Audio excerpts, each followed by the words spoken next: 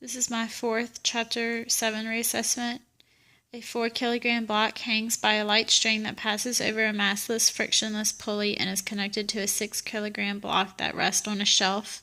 The coefficient of kinetic friction is 0.20.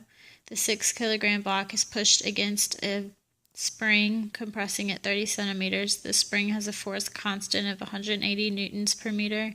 Find the speed of the blocks after the 6-kilogram block is released and the 4-kilogram block has fallen a distance of 40 centimeters.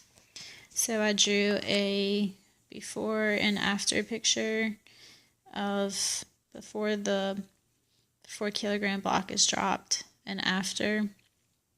I defined the system as everything in these pictures plus the earth.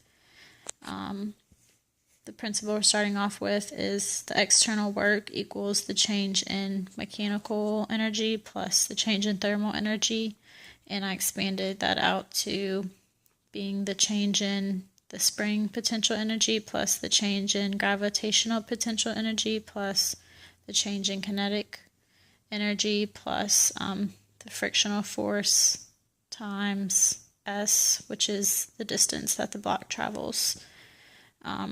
And there's no external forces acting on this system, so we know that the external work is going to be equal to 0.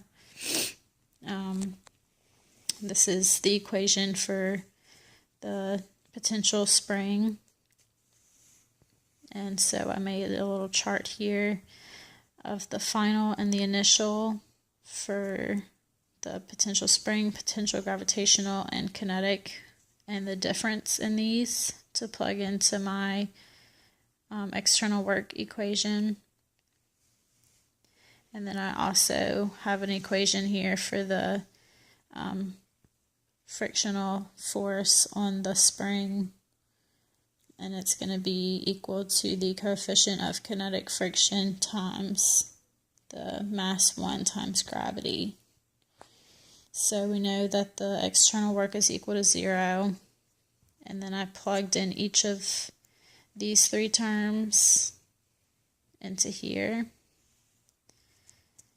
and solved for the final velocity and took the square root of it since it's squared.